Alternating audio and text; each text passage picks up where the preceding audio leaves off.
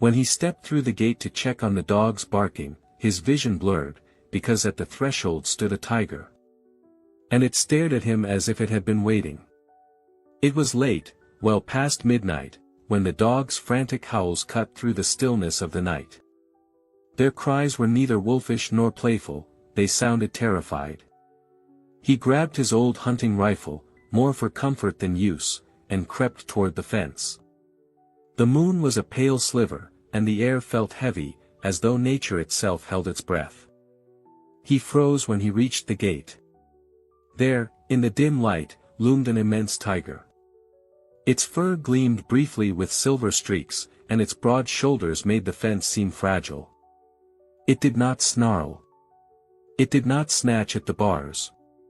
It simply stood, rigid and silent, eyes locked on his. Heart pounding, he raised his rifle, finger tensed on the trigger. Yet his arm trembled so badly he doubted he could fire. Still, every instinct screamed to defend his home. The tiger, however, remained unnervingly calm. Its tail flicked once, then stilled. It did not retreat. Neighbors emerged from their houses, drawn by the dogs and now by his standoff. A woman in a pink bathrobe gasped, a man with a lantern stood at the corner of the path. They shone their lights on the tiger, but the beast paid them no heed. The villagers' faces were ghostly in the lamplight, white, terrified, awed. Not a single shot rang out. No demon leap of violence shattered the night. The tiger was no threat. And yet, the crowd dared not approach. None moved. He felt the collective pulse of fear. But he felt something else, too, the uncanny sense that this creature waited for something beyond themselves. He looked at me as if waiting for me to understand, he would later say, voice trembling even now at the memory. He inched closer, rifle half-raised, heart hammering. The tiger tilted its head, amber eyes reflecting the lantern glow. For a moment, man and beast were equals, caught in a silent communion. Every hair on his neck stood on end. He swallowed, saliva dried in his mouth. Perhaps it was the echo of an ancient memory, something primal whispering across the ages, that kept him from fleeing. Something told him this was not an attack. This was an invitation. A sudden bark jolted him. One of the dogs, cowering behind the man, yipped. He glanced down, and when he looked back, the tiger had taken a deliberate step. It pivoted toward the narrow track leading into the forest. He exhaled, almost without thinking, and lowered the rifle. Thought he'd turn and vanish back into the woods, but the tiger moved forward, toward the trees. Then he paused. Turned his head. Waited. The false ending replayed in his mind, this was surely the moment it would flee, vanish into the darkness as if it had never been. Yet it did not. It held its ground for a heartbeat longer, then moved again, ever so slowly, into the black mouth of the woods, glancing back once as if beckoning him to follow. The neighbors watched, silent and motionless, their breaths shallow. No one dared speak. No one dared move. In that suspended moment, the line between fear and wonder blurred. He stood at the threshold of the unknown, rifle still in hand, torn between instinct and something ineffable. Behind him, the gate creaked as it swung closed with the breeze. He dared not look away. His heart thundered in his ears. The tiger's shape disappeared among the ancient trunks, but its presence lingered like a promise, or a warning. He lowered the rifle completely and met the neighbors' eyes. They all saw the same thing, something impossible had just unfolded. They felt the hush of life waiting to resume normal rhythm, yet knowing it never would. He gulped, throat tight. "You saw it?" the man with the lantern whispered.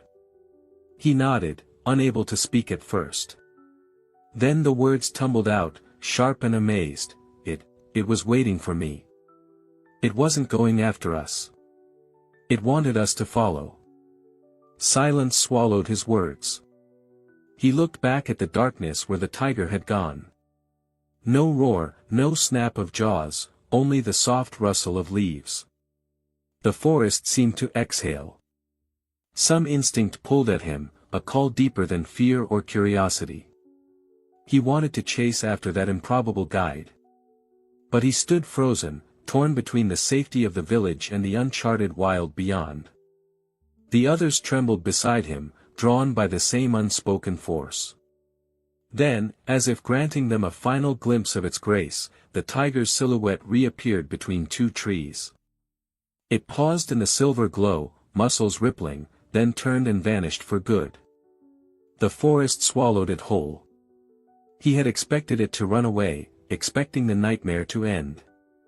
Instead, it left an echo in his soul, a question he could not answer: why had it come, and why had it waited for him? And so he remained at the gate, rifle lowered, heart racing, staring into the night. The dogs were silent now. The village held its breath. Because something had changed forever under the moonlit sky. He could not yet know what that change would bring, but he knew one thing with absolute certainty: he would never look at the wilderness the same way again.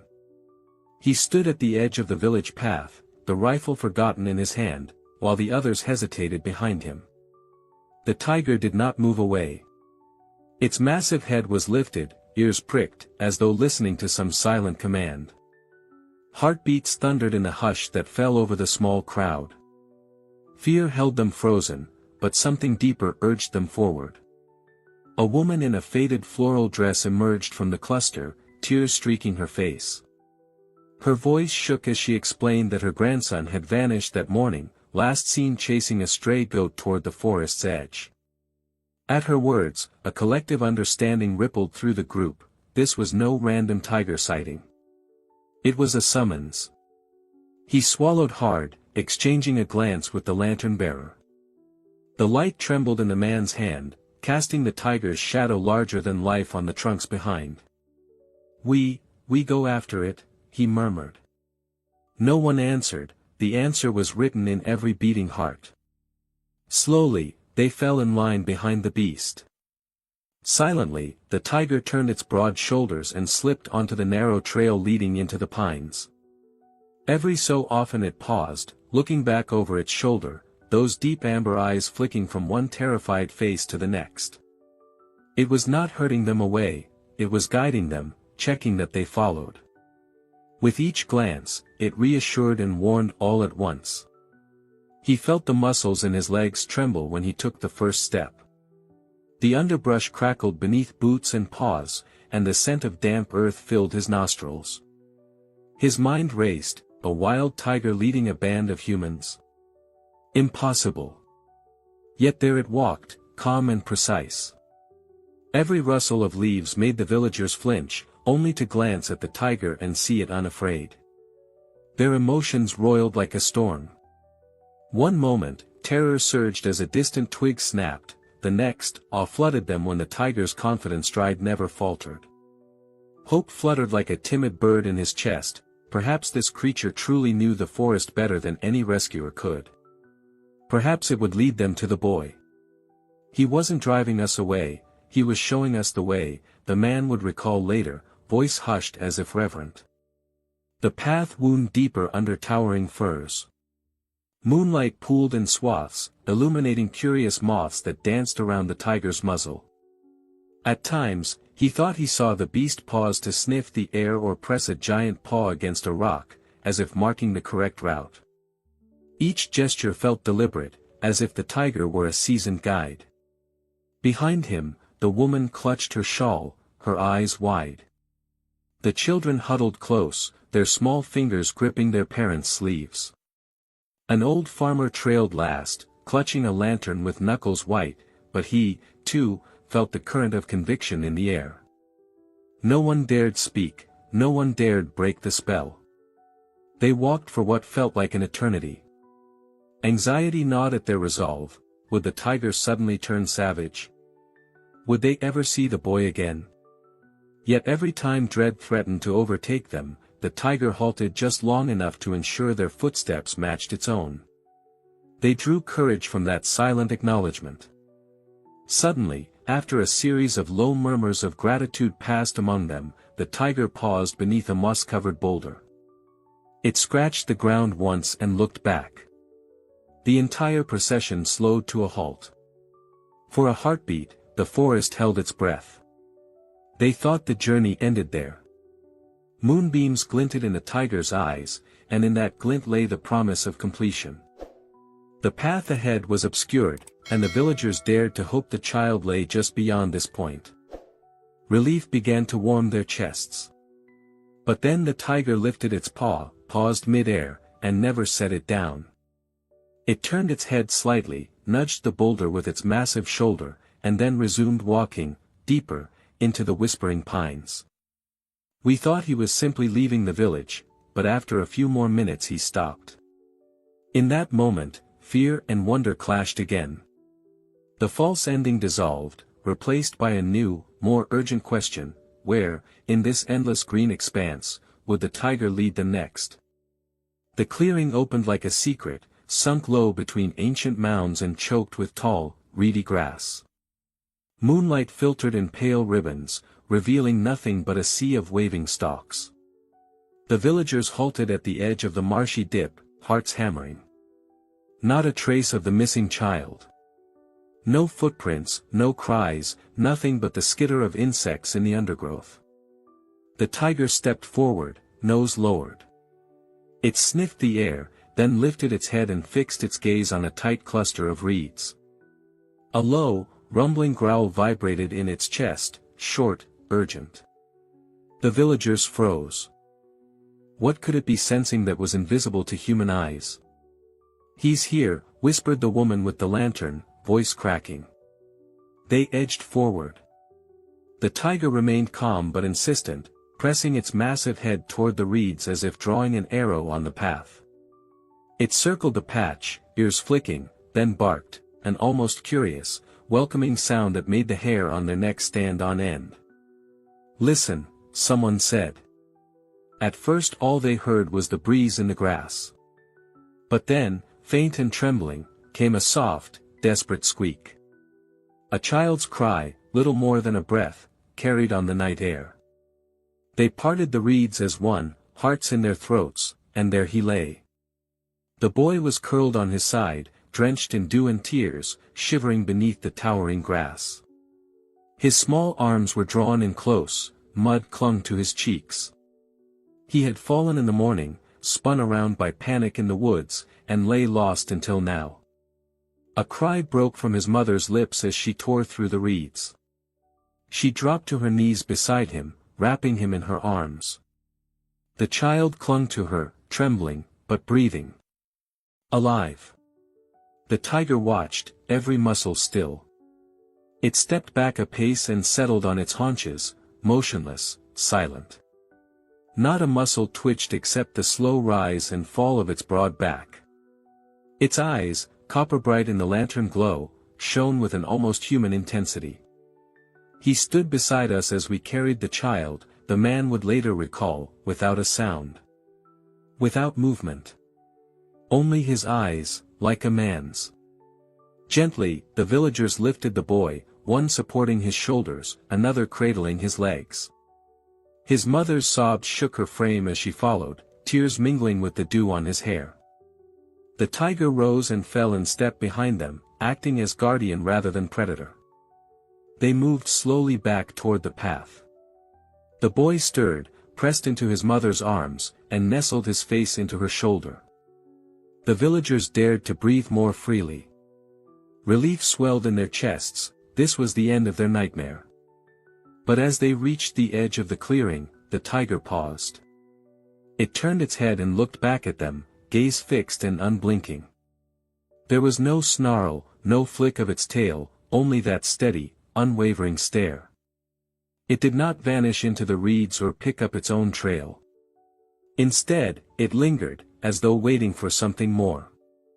We thought that was it, that he'd save the child and then leave, the lantern-bearer would say later, voice hushed. But he did not leave. They halted again, terror and gratitude entwined in their hearts. The tiger's silhouette stood between the dark marsh and the deeper black of the forest, a sentry at the gates of a world they barely understood. The boy's mother pressed him closer, and the others clustered behind, casting uneasy glances at the majestic beast. Together, they had found the lost child. But the tiger remained, unmoved, inscrutable, and impossibly present, like a guardian spirit refusing to abandon them until the last tremor of doubt had passed from their souls. He emerged from the reeds last, moving with surprising delicacy for such a colossal creature. The tiger tracked the small procession through the marsh's uneven ground, padding just behind the villagers yet never closing the gap.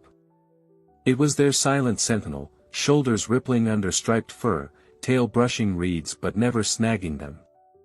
Not once did it break its steady pace or glance back in aggression, only watchfulness. The lantern's glow bobbed along the narrow track as the villagers carried the limp child, careful with each step. Fear hummed beneath their skin, but awe pressed just as fiercely against their chests. Every so often, the tiger would flex a paw, adjusting its position, ensuring the path remained clear and no threat could slip past its sight. It was as if the forest itself had deputized this magnificent beast to escort them safely home. Their breaths came ragged in the cool night air.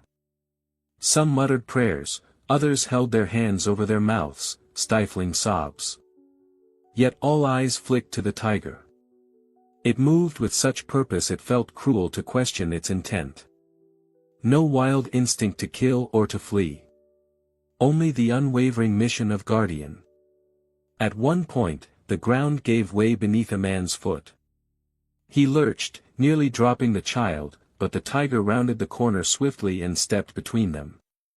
Its flank brushed his leg as a subtle warning, "Remain careful." The man's heart lurched, but when he met the tiger's amber gaze, fear melted into gratitude. He straightened, more mindful of each footfall, eyes never leaving the beast's powerful silhouette. "None of us felt threatened," the eldest farmer would later insist, voice hushed as though recalling a dream. "Only one thing, we understood nothing about nature." As they reached firm ground, the boy's small body stirred. His mother bent, brushing the damp hair from his forehead. He blinked, confusion in his dark eyes, then whispered, voice brittle, "Who's that, big cat?" They asked him gently what he had seen while lost. The child's lips quivered, and he glanced over his shoulder at the tiger, which paused once more, as though eavesdropping. With a solemn nod, he said, He was my guardian. A giant cat watching over me." Tears pooled in his mother's eyes, and the villagers exchanged glances heavy with wonder. The tiger let out a low, approving rumble that vibrated through the air, and then settled into a calm pace again. No evidence of hunger. No flash of claws. Only soft fur and enormous paws guiding them forward. They reached the edge of the village lane, where lanterns hung from porches and neighbors gathered in cautious circles. The lantern-bearer lifted the child into waiting arms, and everyone exhaled as if releasing a held breath. Relief mingled with disbelief, a cocktail potent enough to make them tremble on their feet. For an instant, they believed the encounter would end here. The tiger would disappear into the tree-line like a phantom, and life would resume its familiar rhythm. Women dabbed their eyes, men lowered weapons they had gripped when terror had briefly seized their souls. The night air felt calmer, the dogs silent now, awaiting the child's reunion. But the tiger did not vanish. It remained on the fringe of lamplight, stripes dissolving into shadow. Its gaze swept the small crowd, measuring them. It stood tall, neither beast nor myth, but something vast and inexplicable. A hush fell. The boy, snug against his mother's chest, turned and offered a small wave toward the tiger. In return, the beast dipped its head, a slow, deliberate nod that spoke of ancient understanding and solemn promise. For a fleeting moment, man and tiger acknowledged one another across the gulf between the tame and the wild. They thought it would end with that silent bow. But he stayed, and did one more thing. Dawn broke in soft pinks and golds, spilling over the village rooftops and into the edges of the forest. He watched from his porch as the tiger reappeared at daybreak, steps fluid as mist, and paused at the tree line. The villagers, bleary-eyed from little sleep, gathered behind him, barely daring to breathe. At that moment, the beast seemed to contemplate the human settlement one last time. Then, without haste, it turned and slipped into the emerald gloom, vanishing as silently as it had arrived.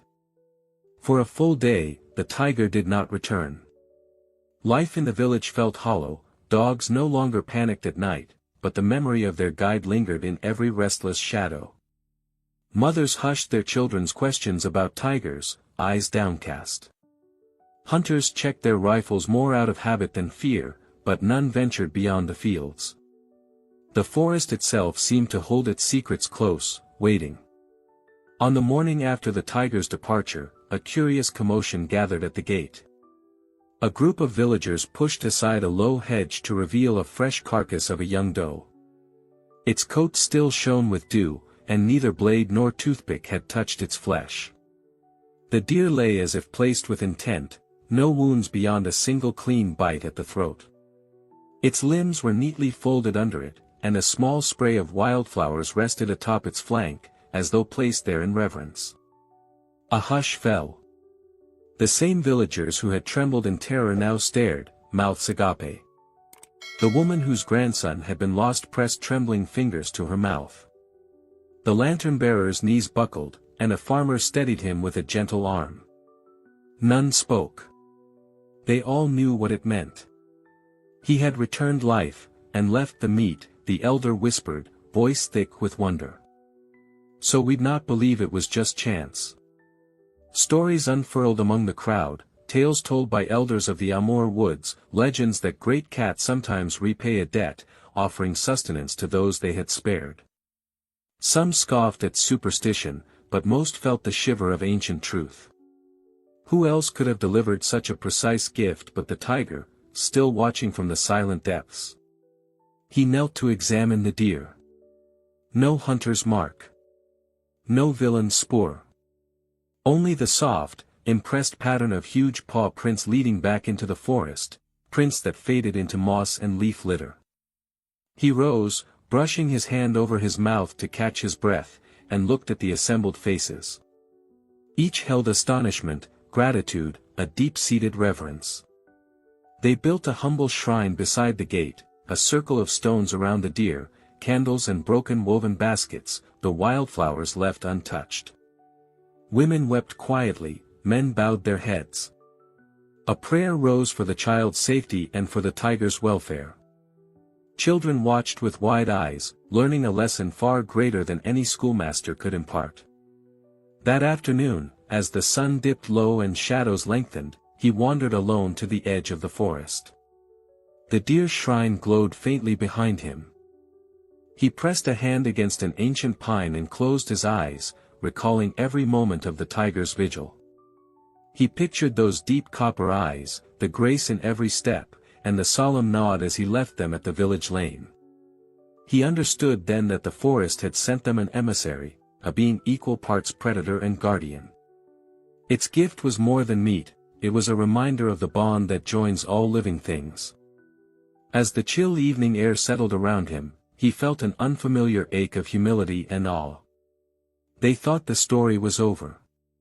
Life would return to normal, crops would be planted, the schoolhouse would reopen, the market would bustle again.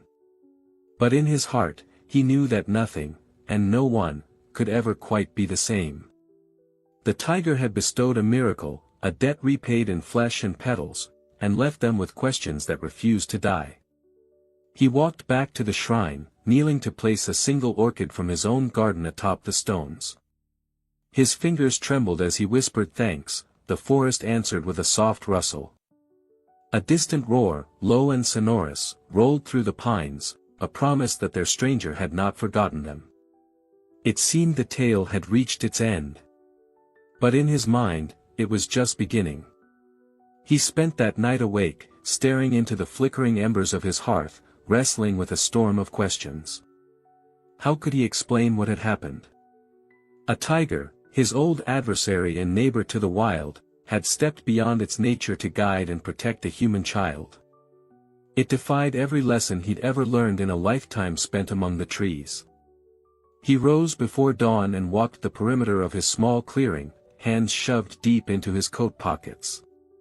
Memories tugged at him, tales passed down from the village elders about hunters saved from freezing blizzards by a ghostly guardian, about lost travelers guided back to safety by a pair of glowing eyes appearing at the edge of their campfire glow. He had always dismissed these accounts as folklore, shards of superstition woven into the fabric of frontier life. But now, he understood that the forest had its own ledger of kindnesses, recorded not in ink but in the deeds of its creatures. Later that morning, he accompanied the boy's grandmother to her humble cottage at the outskirts of the village. The woman was small and bent with age, her hands worn like driftwood, her eyes bright with tears. He found her seated by a simple wooden table, clutching a faded shawl that smelled of lavender and old prayers. When she saw him, she rose unsteadily, then sank again, tears falling freely. He knew, she whispered, her voice breaking like old glass. He knew where the child was. She dabbed her eyes with the sleeve of her shawl. Not because he saw him, but because he felt him. As only a mother, or a spirit can. Her words struck him like a blow. He sank into the chair opposite her, feeling the weight of every lesson he'd ever taught about nature's cruelty and beauty. He remembered teaching children in the village school, the tiger's teeth used for hunting, its roar a warning to respect its domain. All data, all facts, numbers in a ledger, paw prints in the mud. Yet here was the truth, played out beneath the moon and among the reeds. I've spent my life cataloging tracks, studying prey and predator, he confessed softly. But I suddenly realized that all my knowledge of forest beasts was nothing but numbers and facts. The truth lies in their actions. She nodded, her tears catching the morning light. You have seen it with your own eyes. That is the greatest knowledge of all. He left her cottage with the grandmother's words echoing in his mind. Around him, the forest awoke, birds flitting between pines, rabbits peering from brush. To anyone else, it was just another dawn. To him, it was a testament. He thought of the tiger, how it had watched his every step, protected them from harm, and then offered the deer as a gift. Actions that spoke of gratitude, intelligence, even empathy. That afternoon, he gathered the village council beneath the old oak in the center square. Faces turned toward him expectant, relieved, skeptical. He opened his mouth to speak of the boy's rescue, of the gift left at the gate, but no words felt sufficient. He searched their eyes and saw fear mingled with wonder, just as he had felt. Ladies and gentlemen, he began haltingly, we have always respected the forest as fearful and unpredictable. But last night, or rather, the night before last, we witnessed something beyond explanation. A tiger led us, protected a child, and repaid a debt in kindness. I cannot offer you charts or statistics. I can only tell you what I saw. He recounted each moment, the tiger's silent vigil, its steady escort, the doe laid like an offering. At the end, the crowd was quiet.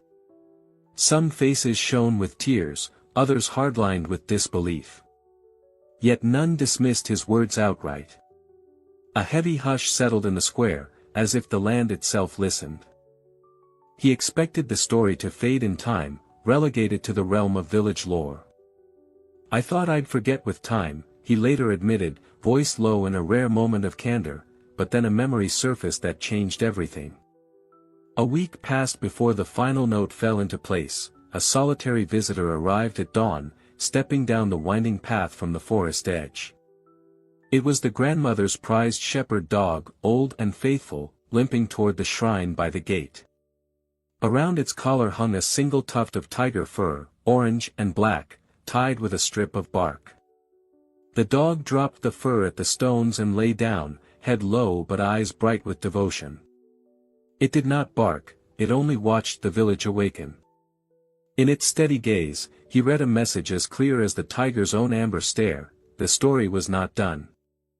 The bond between man and beast reached deeper than blood or fear, it was woven of gratitude, understanding, and a promise that nature's wonders endure beyond a single night. He stared at that humble offering, lion's share of proof more potent than any map or ledger.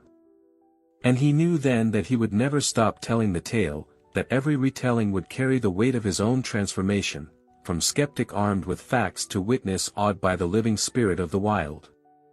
Because sometimes the greatest truths are not learned in textbooks, but in the silent deeds of creatures we thought we knew. A week later, the dogs began their frantic barking once more, sharp yelps echoing through the pre-dawn hush. He woke to the familiar call, heart clenching at the memory of that night, but he forced himself up and slipped outside. The air was cool, damp with the promise of morning mist. In his hand, the old rifle felt heavier than ever, but his resolve was simple, he had to see. At the forest's edge, he stopped short. There, framed between two ancient pines, stood the tiger. The same majestic beast, its coat still gleaming in the pale light. It paused on the threshold of the trees, powerful shoulders squared, and turned its head toward him. In that moment, man and tiger locked eyes across the thin barrier between civilization and wild. He swallowed, his throat thick. Every memory surged back, the way the tiger had guided them, protected the boy, offered its gift of life and sustenance. He felt tears sting at the corners of his eyes, tears not of fear, but of something far deeper, an overwhelming sense of gratitude and awe. For a long moment, neither moved. The jungle birds held their song, the wind stilled in deference, and the world seemed to pause with them. He could almost hear a voice in the tiger's gaze, a rumbling echo in his bones that said, "Now you understand." The tiger's tail flicked once, slow and deliberate, then it turned. Its massive form pivoted gracefully, as if it weighed each movement with care. He watched its back recede into the darkness, muscles rippling beneath striped fur. It did not hurry. It did not break stride. It left in that measured walk, a farewell worthy of the silent bond they now shared. He stood rooted where he was, tears slipping unchecked down his cheeks. He felt them fall, heavy and warm, for the loss of something he had never truly owned but had come to cherish more deeply than words could hold. It was the end of an extraordinary chapter, yet in that moment, the beginning of a new life. He closed his eyes and let the tears flow. He did not fear the tiger, he mourned the parting of a guardian who had shown him the heart of the wild. When he opened his eyes again, the forest was empty, no glowing eyes, no rustle of fur, only the quiet breath of dawn and the echo of paws on the forest floor. He turned and walked back along the narrow path to the village. Each step felt like a promise to remember, to honor the lessons learned in moonlight and mud. Neighbors met him at the gate, their faces bright with questions and wonder. He could not speak of everything he felt, how the tiger's final glance had spoken of trust, of wisdom, of an unspoken covenant between their worlds. Instead, he raised a trembling hand and pointed toward the forest. "He's gone," he said softly. "But he left us more than a memory. He left us understanding." They nodded, eyes glistening. Some crossed themselves, others ran fingers along the shrine of stones and wildflowers they had built. All felt the shift in their world, the line between human and nature forever blurred.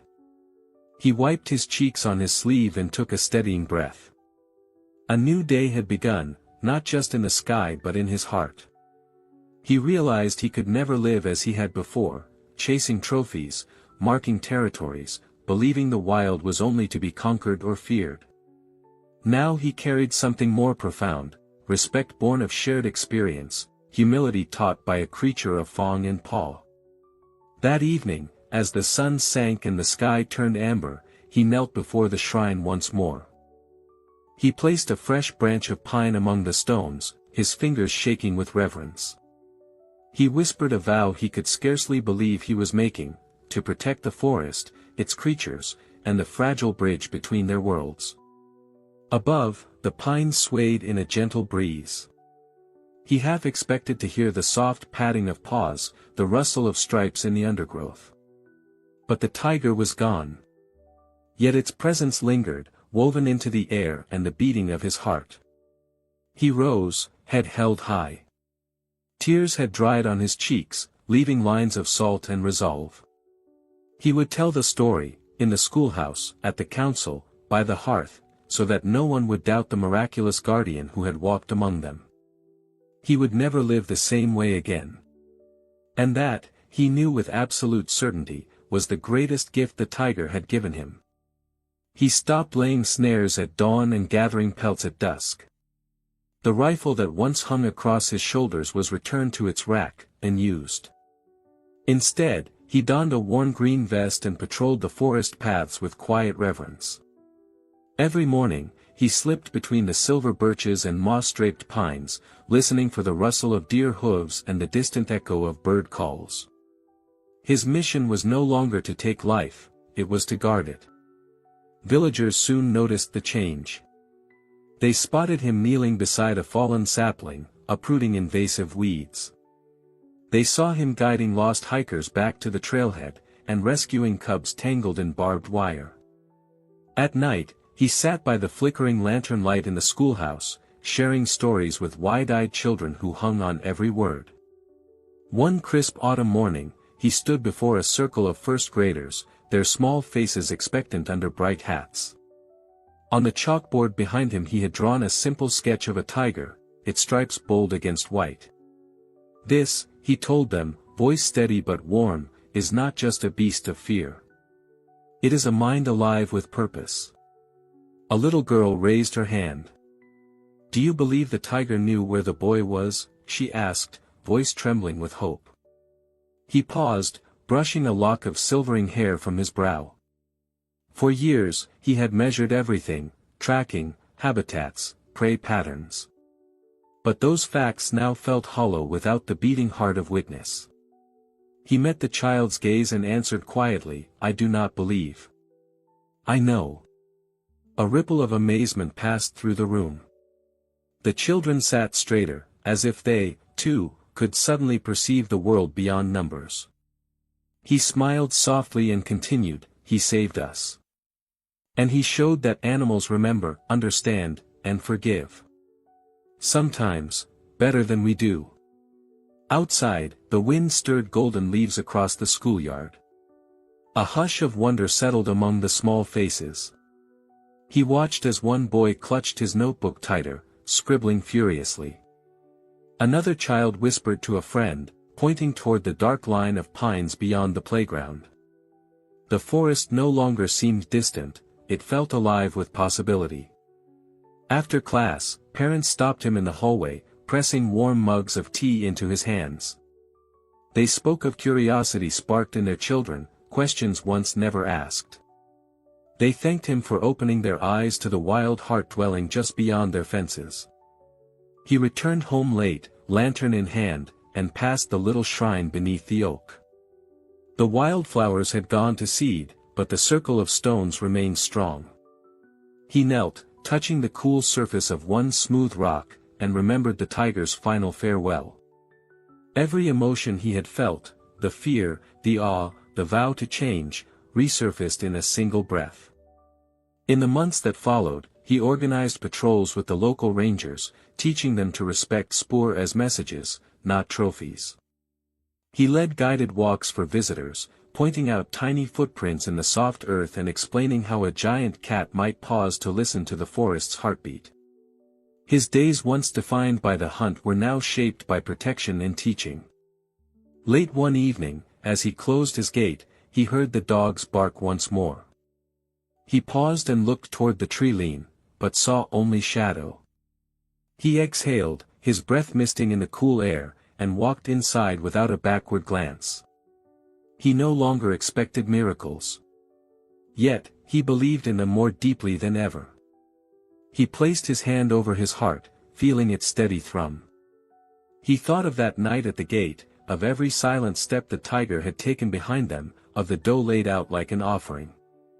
He realized the true miracle was not that a predator had become a guide, but that one man's heart could change so completely. If your heart is racing right now, you know. Subscribe to the channel. Here we tell the truth. He walked the same gravel path he had taken that night, stepping over the drifting leaves as dawn's first light brushed the treetops. The air was cool and carried the faint scent of pine and damp earth. His footsteps echoed softly, each crunch a reminder of how long it had been since he'd last stood beneath these ancient branches.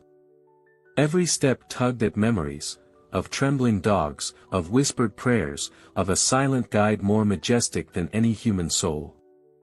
At the gate where he had first seen the tiger, he paused. The wooden pickets were the same pale gray, weathered by seasons of rain and sun. He reached out and pressed a finger against the rough surface, tracing the grain that had felt warm under the tiger's gaze.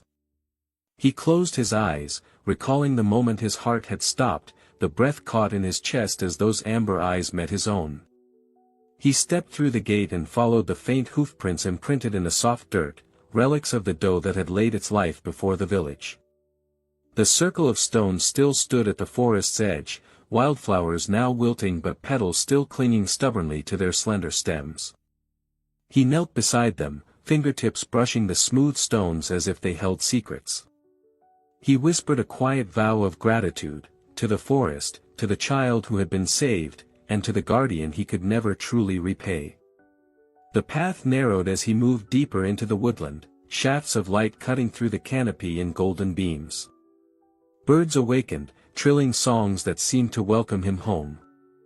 He inhaled deeply, feeling the cool air fill his lungs. Here, beneath the soaring firs, he had learned to see beyond fear and fact to something more profound, the living spirit of nature itself. He paused at the bend where the tiger had first led them, the place where hope had seized his heart.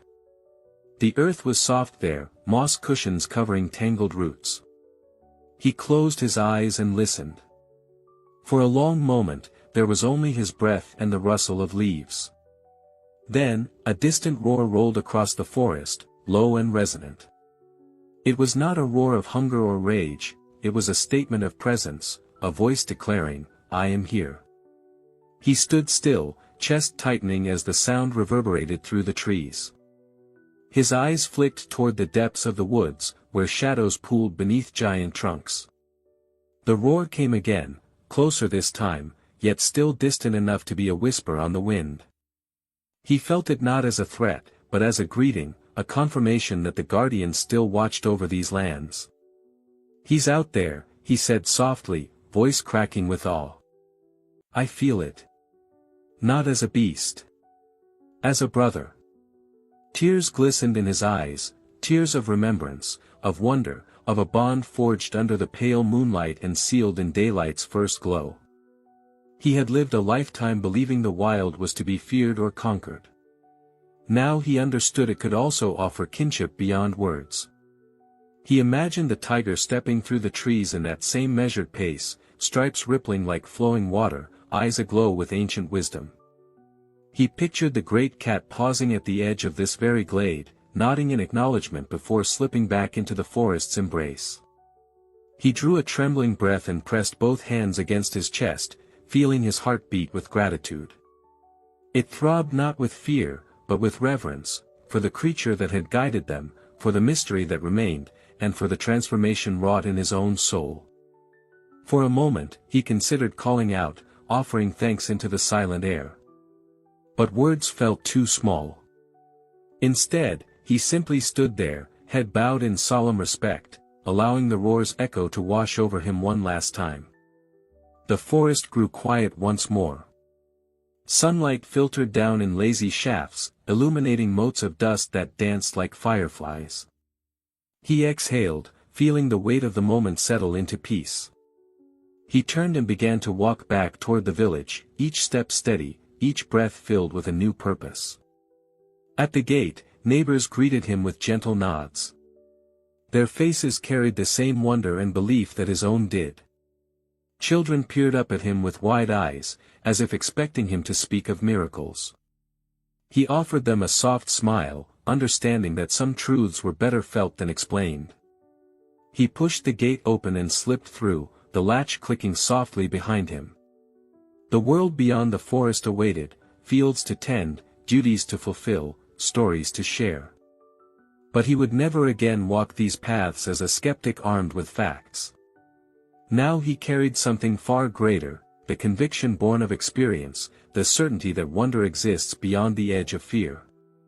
He looked back one final time at the dark line of trees against the brightening sky. No glowing eyes watched him. No rustle of striped fur whispered farewell. Yet he felt the tiger's presence more keenly than ever, in the scent of pine, the cry of the birds, the heartbeat in his chest. He raised a hand in silent tribute, then turned and walked away. He did not doubt that the guardian still roamed these woods, vigilant and watchful, a brother spirit in fur and fawn. If someone had told him all this before, that a predator could become a protector, that a man could find kinship in a beast, he would not have believed it. But it happened. And he was there. And he was not alone. If your heart is full of reverence right now, type, "Nature is wiser than us." In the fall of 2016, 3 close friends went hiking deep into the woods, and never came back. But before they vanished, they posted one final photo. At first glance, it looked ordinary, just laughter, sunlight through the trees, and the calm of nature behind them. But zoom in, and something changes. Behind the trees stands a figure. A man, or something that looks like one, half hidden in shadow. No one noticed it at first. Not their families. Not the few friends who saw the post. It took 5 long years, and one chilling discovery, for the truth to finally come out. And when it did, it shattered everything. What happened in that forest? Why did no one come looking sooner? And most importantly, who, or what, was standing behind them? Hit like, subscribe and let's go. They were just regular young adults, barely into their 20s. Every weekend, they'd leave behind the noise of everyday life to escape into nature, no phones, no deadlines, just friendship and fresh air. Their favorite spot was an old hiking trail, thick with pine trees and soft moss underfoot. It wasn't on any official maps, just something they'd found years earlier and kept secret. Tyler was the planner, always with a map in his backpack. Rachel, the photographer, capturing every wildflower and squirrel. And Mike, the quiet one, but always the first to laugh. They felt safe out there. At home, even. Like nothing could touch them. But that October morning felt different. Colder than usual. The woods were silent. No birds. No wind. Just stillness. As if the forest itself was holding its breath. Around noon, Rachel stopped on the trail to snap a photo, the kind she always took, with sunlight pouring through the branches. But this time, as she looked through the lens, her hand trembled slightly. "Did you hear that?" she asked, but the others shook their heads. There had been a sound, distant, low, like a voice, or maybe an echo. She brushed it off. They kept walking. But small things began to change. A pile of rocks, stacked carefully in the middle of the path, they hadn't seen that before. Bark stripped from trees in long, clean lines. No animals. Not a single insect. Just silence, and the faint, growing feeling that they were being watched. Tyler laughed it off, nerves, probably. But Mike kept glancing over his shoulder. Something had shifted. The forest wasn't the same anymore. And it was only the beginning. As the afternoon wore on, the trail seemed to twist in unfamiliar ways. They'd hiked this route dozens of times, but now, nothing looked quite right. Landmarks were missing. Paths split where they shouldn't. Trees leaned in, closer than before. And then Rachel found it, a piece of red fabric caught high in a branch, too high for anyone to reach. It looked weathered, like it had been there for years. But this trail wasn't popular. No one else came here. Tyler checked the GPS on his phone, no signal. Mike said nothing, but he hadn't smiled in hours. His eyes moved constantly, scanning the tree line. Rachel tried to joke, tried to lighten the mood, but her voice cracked. Deep down, they all felt it. They weren't alone. Something was ahead. Or, something was already with them. Watching. Waiting. And yet, they kept going. Just before sunset, they stumbled upon something none of them could explain, an old campsite, hidden deep off the main trail. Tents long abandoned, torn and mold-covered. A rusted lantern. A backpack, half buried in the dirt, with a driver's license inside. The photo showed a young man. He'd gone missing in 2013. Tyler stared at the ID in silence, the weight of it sinking in. This wasn't just a lost hiker. This was someone whose disappearance had been on the news, someone no one had ever found. And now, his things were here, untouched. Rachel's hands trembled as she picked up a worn journal nearby. Most pages were ruined, except one. A sentence, scrawled in shaky handwriting, "It comes at night. Don't let it see you." Mike backed away, his face pale. Whatever this was, it had happened before. And now, it was happening again. As darkness crept in, they huddled around the journal, flipping what pages remained. Most were illegible, smeared ink, torn edges, but fragments of phrases clawed their way through, whispers in the dark. Eyes in the trees. Not human. Tyler tried to stay logical, saying it was just paranoia, maybe someone had gone mad out here. But the fear in his voice betrayed him. Rachel wasn't speaking at all. She was staring into the trees, frozen. Mike finally snapped. He said he'd seen something, the same shape, again and again, just out of focus, always too far to catch. He'd kept quiet. Now he couldn't anymore. The fear boiled over. This wasn't just a lost trail or a freak accident. They had walked into something older. Something that had waited in silence, and was now aware of them. For the first time, they realized, they might not be allowed to leave. Night fell fast, too fast. The forest, once familiar, now pulsed with a presence that felt alive. Heavy, suffocating. Every tree seemed to lean closer. Every sound, a breath too close. Then it appeared. A figure, tall and motionless, standing just beyond the light of their dying flashlight. No face. No features. Just stillness, and the unbearable sense that it was watching. Rachel whispered, "Run," but no one moved.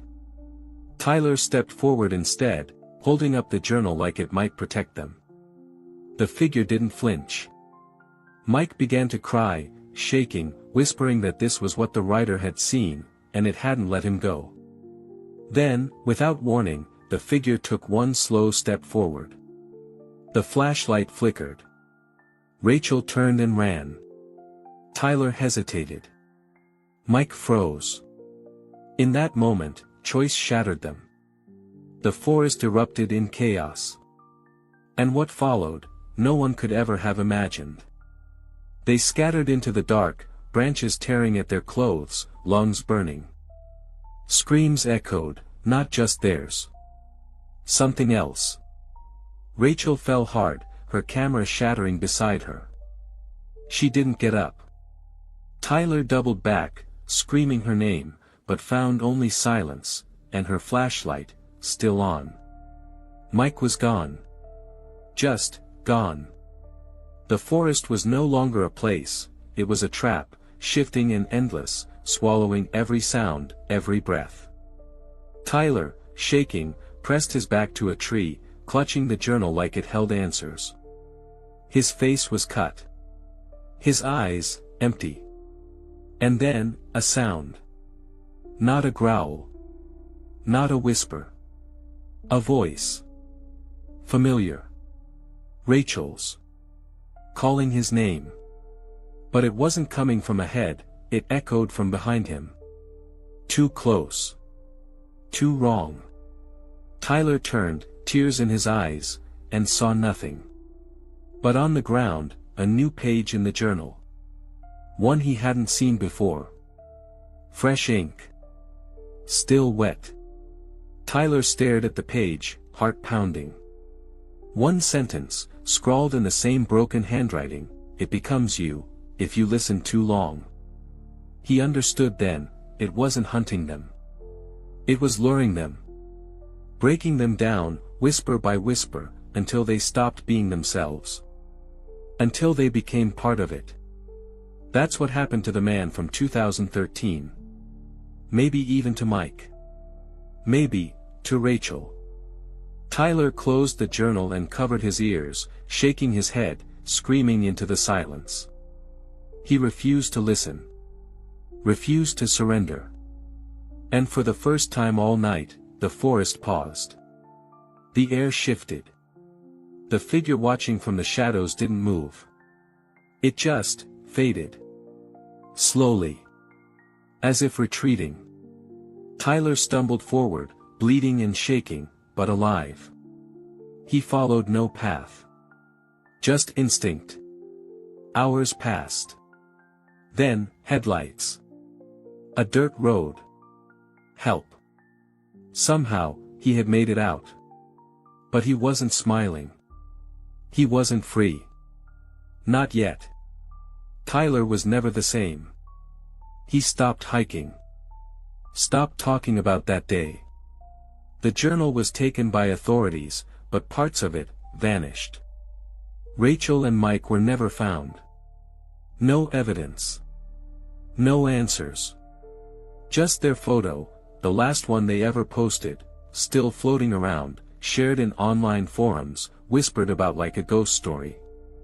But Tyler knew it wasn't a story. It was real. And late at night, he swore he could still hear her voice, calling his name from the trees. They said the forest was searched.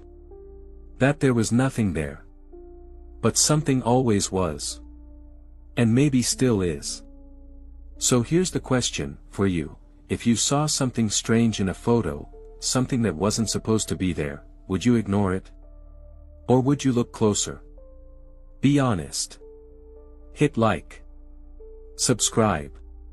And tell us in the comments, what would you have done?